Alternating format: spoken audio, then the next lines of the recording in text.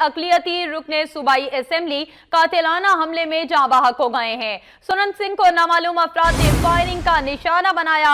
सुरन सिंह वज़ीर आला परवेज खटक के मुशीर बराए अक़लियती उमूर थे।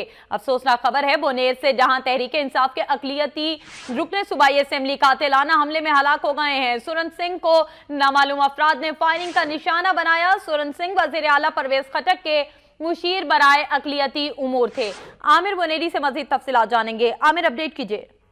जी बिल्कुल फरहाना, वज़ीर आला खैबर पख्तूनख्वा की मुशीर डॉक्टर सरदार सुरन सिंह पर आज पीर बाजार में नामालूम अफराद ने फायरिंग की है, जिससे के नतीजे में वो मौका पर जा बहक हो गया है। पुलिस से हमारी बात हुई है, पुलिस ने इलाके को घेरे में ले रखा है।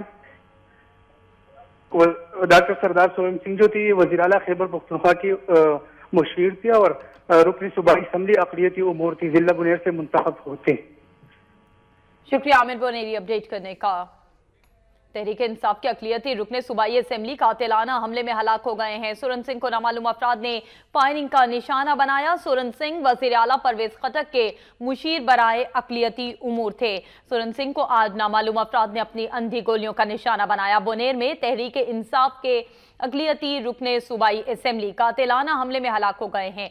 सुरन सिंह को नामालूम अफराद ने फायरिंग का निशाना बनाया। सुरन सिंह वज़ीर आला परवेज खटक के मुशीर बराए अक़लियती उमूर थे। बुनेर में आज तहरीक इंसाफ के अक़लियती रुकने सूबाई असेंबली कातिलाना हमले में हलाक हो गए हैं। सुरन सिंह को नामालूम अफराद ने फायरिंग का निशाना बनाया।